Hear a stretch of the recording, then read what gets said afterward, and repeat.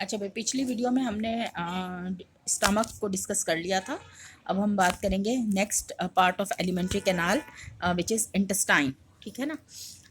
Intestine आपको पता है, फिर दो उसमें हम उसको पार्ट्स में डिवाइड कर सकते हैं। एक स्मॉल इंटेस्टाइन है और दूसरा लार्ज इंटेस्टाइन। ठीक। अब आप यहाँ पे देख सकते हैं स्टमक के बिल्कुल साथ जो पार्ट है आपको नज़र आ रहा है, ये ड्यूडेनम, स्मॉल इंटेस्टाइन का फर्स्ट पार्ट। फिर इसके बाद नेक्स्ट जो पार्ट है दैट इज़ जेजुनम, और फिर इसके बाद इलियम। और ये खुलेगा फिर इसके बाद लार्ज इंटेस्टाइन के अंदर, जिसके अगेन तीन पार्ट्स होंगे, सीकम, कोलोन एंड रेक्टम। ठीक है, ये डायग्राम मैंने आपको दिखाई है। अब इसके बाद हम नेक्स्ट स्लाइड पर मूव करेंगे।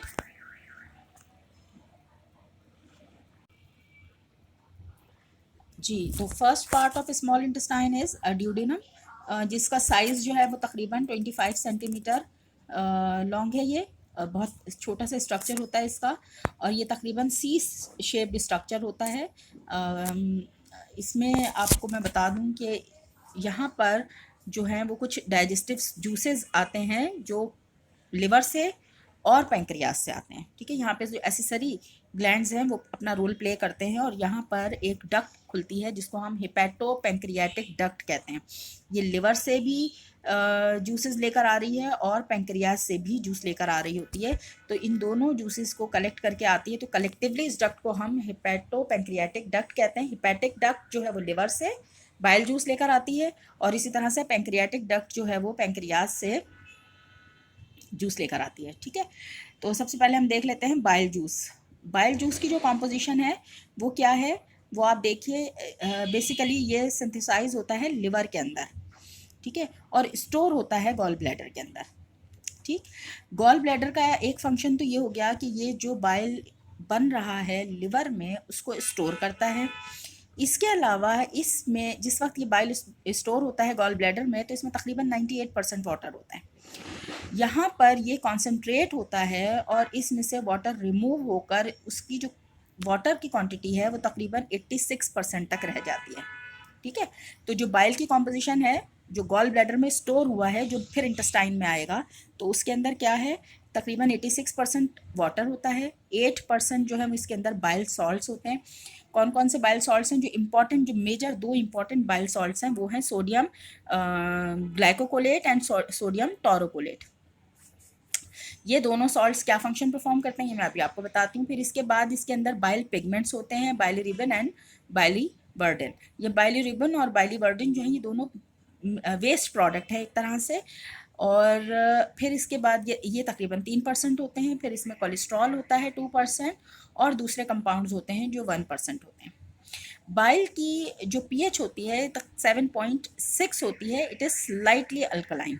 ठीक है, ये जो बाइल है अल्कलाइन इन नेचर है। ये बेसिक इसका जो फंक्शन है वो क्या है, सबसे पहले तो कि जो बाइल सॉल्ट्स हैं ये इनकी प्रेजेंस की वजह से अल्कलाइन मीडियम हो रहा है और ये न्यूट्रलाइज करते हैं फूड को। आप याद कीजिए स्टमक से जो फूड आ रहा था वो एसिडिक था, क्योंकि स्टमक में HCl था, वो फूड में मिक्स हो गया था। अब ये फूड वहाँ जो एंजाइम्स काम कर रहे थे वो एसिडिक मीडियम में काम कर रहे थे। जो इंटेस्टाइन के अंदर एंजाइम्स काम करेंगे वो नॉर्मल जो न्यूट्रल पीएच है उसके ऊपर काम करते हैं, ऑलमोस्ट न्यूट्रल पीएच के ऊपर काम करते हैं। तो यहाँ पर सबसे मेजर फंक्शन इसका तो ये हो गया कि एक तो ये न्यूट्रलाइज करता है एसिडिटी ऑफ फूड को। सेकेंड फंक्शन एंटी माइक्रोबियल है, अभी भी अगर कुछ बच गए जर्म्स माइक्रोब्स तो वो यहाँ पर ख़त्म हो जाएंगे। और तीसरा जो इसका मेजर रोल है, the major role of bile is emulsification of fat. ठीक है, ये फैट को इमल्सीफाई करता है। जब मैं आपको स्टमक पढ़ा रही थी तो उस वक्त मैंने आपको बताया था कि फैट्स जो हैं वो इमल्सीफाई नहीं होंगे अगर, तो उनको डाइजेस्ट नहीं किया जा सकता है। नेचुरली इमल्सीफाइड फैट्स जो हैं वो स्टमक में डाइजेस्ट होते हैं गैस्ट्रिक लाइपेज से। लेकिन जो नॉन इमल्सिफाइड फैट्स हैं जैसे कि ऑयल है या घी है या और इस टाइप के जो फैट्स हम यूज़ करते हैं जो कॉम्प्लेक्स फैट्स है, ये इमल्सिफिकेशन के बगैर डाइजेस्ट नहीं हो सकते। तो जो मेजर फंक्शन है बाइल का वो क्या है, इमल्सिफिकेशन ऑफ फैट। आप देखिए बाइल में मैंने आपको कोई एंजाइम नहीं बताया, यहाँ कोई एंजाइम नहीं होता है। यहाँ पर जो बाइल सॉल्ट्स हैं बेसिकली ये फंक्शन परफॉर्म करते हैं इमल्सिफिकेशन का। ठीक है। अच्छा, इसके अलावा एक और चीज़ मैं बता दूं, बाज़ दफ़ा ऐसा होता है जॉन्डिस हो जाता है ना हमें, तो क्या होता है आपकी बॉडी के अंदर जो है वो पिगमेंट्स फैल जाते हैं। ये कौन से पिगमेंट्स होते हैं? बाइलिरुबिन और बाइलिवर्डेन। आप लोगों ने अगर कभी टेस्ट करवाया हो तो आप देखते हैं जी उसकी कॉम्पोजिशन बढ़ गई है। ये एक्चुअली होता वेस्ट प्रोडक्ट है, फिर इसकी वजह से इन्फेक्शन जो है वो लिवर में कॉज होता है। सेकेंड, एक और बात, अभी हम ये कह रहे हैं कि जी फैट्स उसी वक्त डाइजेस्ट होंगे जब इमल्सिफाई करेंगे इनको। अब ऐसा होता है कि बहुत कॉमन हो गया है कि जी आप फलां के गॉल ब्लैडर में स्टोन हो गया। अब क्या करते हैं डॉक्टर? उसको रिमूव कर देते हैं। तो गॉल ब्लैडर अगर रिमूव हो जाता है तो बहुत सारे स्टूडेंट ये पूछते हैं कि मिस अगर गॉल ब्लैडर को रिमूव कर देंगे तो फिर क्या होगा? क्या फैट का डाइजेशन नहीं होगा? आप बताइए। हाँ, फैट का डाइजेशन होगा या नहीं? सोचिए, क्यों नहीं होगा? फैट का डाइजेशन इस वजह से होगा, गॉल ब्लैडर तो कुछ नहीं कर रहा ना। गॉल ब्लैडर बेसिकली क्या कर रहा है? वो तो सिर्फ बाइल को स्टोर करता है। बाइल बनना नहीं बंद होता। बाइल बनता कहाँ है? वो तो आपके लिवर के सेल्स के अंदर, हिपैटिक सेल्स के अंदर बन रहा है। तो बाइल बनेगा तो ज़रूर, लेकिन वो क्या होगा? वो डाइल्यूटेड फॉर्म के अंदर होगा। ठीक है, आपको मैंने बताया था कि जो गॉल ब्लैडर है वो क्या कर रहा है, इसमें से वाटर को रिमूव करके 98% से 86% तक कर देता है, यानी इसको कंसंट्रेट कर देता है। अब ये जब गॉल ब्लैडर नहीं होगा तो क्या होगा? इसको एक तो स्टोर नहीं किया जा सकता, दूसरे ये कि ये जो है ये डाइल्यूटेड फॉर्म के अंदर है। अब जब डाइल्यूटेड फॉर्म के अंदर है तो फैट का प्रॉपर इमल्सिफिकेशन नहीं हो सकता। हम ये नहीं कहेंगे कि 100% इमल्सिफिकेशन होगा ही नहीं, डाइजेशन ही नहीं होगा, नहीं, ऐसा नहीं है। इमल्सिफिकेशन होगा लेकिन बहुत वो कम हो जाता है उसकी जो है क्या कहना चाहिए कि 100% फिर नहीं होगा। बहुत कॉम्प्लेक्स अगर आप फैट ले लेंगे तो वो डाइजेस्ट नहीं हो पाएगा। इसीलिए आप देखेंगे कि वो लोग जिनमें गॉल ब्लैडर को रिमूव किया जाता है उनको आमतौर पे डॉक्टर कहते हैं कि जी आप लाइट फूड लीजिए, कम फैट वाला खाना जो है वो खाएं ताकि आपका फैट जो है वो इजीली डाइजेस्ट हो सके। अगर कभी वो बहुत हैवी फूड ले लेते हैं या बहुत ज़्यादा फैटी फूड ले लेते हैं, बहुत ज़्यादा रिच डाइट ले लेते हैं, फिर क्या होता है? फिर उनको डाइजेशन का प्रॉब्लम होता है, जो है वो फैटी डायरिया हो जाता है समटाइम। ठीक है, तो ये तो हमने फंक्शन डिस्कस कर लिया किसका? बाइल जूस का। ठीक, अब इसके बाद जो सेकेंड जूस है इसके अंदर वो क्या है? वो है पैंक्रियाटिक जूस। पैंक्रियाटिक जूस जो है उसकी भी पीएच अल्कलाइन है, 8 इसकी पीएच होती है और ये अल्कलाइन नेचर का होता है। ठीक है, अब पैंक्रियाटिक जूस के अंदर एंजाइम्स भी हैं। बाइल जूस में कोई एंजाइम नहीं था, लेकिन जो पैंक्रियाटिक जूसेस हैं इनके अंदर एंजाइम होते हैं। इनके अंदर जो एंजाइम्स हैं वो कौन कौन से होते हैं? इनमें पैंक्रियाटिक एमाइलेज, आपने देखा था, हमने माउथ में डिस्कस किया था सैलिवरी एमाइलेज। अब यहाँ पर पैंक्रियाटिक एमाइलेज है जो कि स्टार्च को कन्वर्ट करता है किसमें? माल्टोज के अंदर। अब जो रिमेनिंग स्टार्च था वो यहाँ डाइजेस्ट हो जाएगा। सेकेंड जो एंजाइम है वो क्या है? Pancreatic lipase. इसको स्टेप्सिन भी कहते हैं, ये आपकी बुक में नहीं है मेंशन, लेकिन मैं आपको बता रही हूँ कि pancreatic lipase is also known as steapsin. वो फैट्स जो कि बाइल सॉल्ट्स की प्रेजेंस में इमल्सिफाई हो गए थे, अब इनको ये जो पैंक्रियाटिक लाइपेज है ये कन्वर्ट करता है फैटी एसिड और ग्लिसरॉल के अंदर।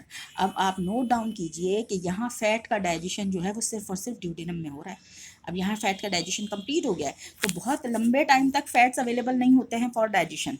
ठीक है ना, इसीलिए हमारे फूड के अंदर जो फैट का कंपोनेंट है वो कम होना चाहिए ताकि आप उसको इजीली डाइजेस्ट कर सकें। जितना ज़्यादा फैट होगा उतना ही डाइजेशन का प्रॉब्लम होगा। ठीक है ना, शादियों में जाते हैं, खाना नहीं हजम नहीं हो पाता, अगले दिन स्टमक का प्रॉब्लम हो जाता है। उसकी वजह क्या है? जब बहुत सारा खाना खा लेंगे, आप हैवी डाइट ले लेंगे तो ज़ाहिर है उसको डाइजेशन के लिए टाइम तो इतना नहीं मिल रहा, तो इस वजह से ये प्रॉब्लम जो है वो हो सकता है। तीसरे टाइप के जो एंजाइम्स हैं वो हैं प्रोटियोलिटिक एंजाइम। ये प्रोटियोलिटिक एंजाइम्स कौन कौन से होते हैं? ये हैं ट्रिप्सिनोजिन, काइमोट्रिप्सिनोजिन, प्रो कार्बो ऑक्सीपेप्टाइडेजेस। ये सारे के सारे जो हैं ये इनएक्टिव फॉर्म में होते हैं। और रीज़न, जब मैं आपको स्टमक पढ़ा रही थी तो मैंने आपको बताया था कि अगर ये एक्टिव फॉर्म में होंगे तो क्या करेंगे? सबसे पहले अपने ही कंटेनर को खा जाएंगे, अपने सेल को खा जाएंगे। जैसे हम एसिड नहीं रखते ना प्लास्टिक की बॉटल में, क्यों? डिज़ोल्व कर देगा। बिल्कुल इसी तरीके से ये सब इनएक्टिव फॉर्म के अंदर होंगे, इसलिए कि ये जो है कॉम्प्लेक्स प्रोटीन्स के ऊपर एक्शन करते हैं। तो जितने भी कॉम्प्लेक्स प्रोटीन के ऊपर एक्शन करने वाले होंगे एंजाइम्स, वो सारे के सारे इनएक्टिव फॉर्म में होंगे। जो सिंपल प्रोटीन्स के ऊपर एक्शन करेंगे वो एक्टिव फॉर्म में ही सिक्रीट होंगे। क्यों? क्योंकि हमारी बॉडी जो बनी हुई है वो कॉम्प्लेक्स प्रोटीन की बनी हुई है, सिंपल प्रोटीन की नहीं बनी हुई है। ठीक है, तो ये जो ट्रिप्सिनोजिन है, काइमोट्रिप्सिनोजिन है, प्रो कार्बो ऑक्सीपेप्टाइडेजेस हैं, these all are inactive enzymes. ठीक है, अब ये जो ट्रिप्सिनोजिन है, अब ये एक्टिव कैसे होगा? वहाँ तो हमने देखा था पेप्सिनोजिन HCl के प्रेजेंस में एक्टिव हो रहा है, इसको कौन एक्टिव करेगा? तो यहाँ पे एक एंजाइम होता है जिसको हम कहते हैं एंट्रोकाइनेज। ये जो एंट्रोकाइनेज एंजाइम है, बेसिकली इसका काम क्या है कि ये ट्रिप्सिनोजिन को कन्वर्ट करता है किसमें? ट्रिप्सिन के अंदर। ओके, अब जब ये ट्रिप्सिन बन जाता है तो यही ट्रिप्सिन अब एक्टिवेट करेगा काइमोट्रिप्सिनोजिन को, और वो कन्वर्ट हो जाएगा किसमें? काइमोट्रिप्सिन के अंदर। इसी तरह यही ट्रिप्सिन प्रो कार्बोऑक्सी पेप्टाइडेज को भी कन्वर्ट करेगा किसमें? कार्बोऑक्सी पेप्टाइडेज के अंदर। ठीक है, अब ये तीनों एंजाइम्स जो है ये किसके ऊपर काम करेंगे? ये पेप्टोन्स के ऊपर काम करते हैं और इनको कन्वर्ट करते हैं पॉलीपेप्टाइड्स के अंदर और डाइपेप्टाइड्स के अंदर। ठीक है, फिर इसके बाद इसी पैंक्रियाटिक जूस के अंदर न्यूक्लियोलिटिक एंजाइम्स भी होते हैं। ये जो न्यूक्लियोलिटिक एंजाइम्स हैं, हम जो फूड खा रहे हैं आपको पता है वो सेल्स से मिलकर ही बनती है, ठीक है ना। तो अब सेल के अंदर एक और भी बहुत इंपॉर्टेंट चीज़ होती है जिसको हम कहते हैं डीएनए एंड आरएनए, ठीक है ना, न्यूक्लियोटाइड्स। अब ये जो डीएनए है और आरएनए है ये भी कॉम्प्लेक्स होता है, ये एब्जॉर्ब नहीं हो सकता आपकी बॉडी में, तो इसको भी सिंपल फॉर्म में कन्वर्ट करने की ज़रूरत होती है। तो जो डीऑक्सी कार्बोन्यूक्लियेज और डीऑक्सी राइबोन्यूक्लियेज एंड राइबोन्यूक्लियेज, ये दो जो एंजाइम्स हैं ये डीएनए और आरएनए पर काम करते हैं और इनको न्यूक्लियोटाइड्स के अंदर कन्वर्ट कर देते हैं। ठीक है।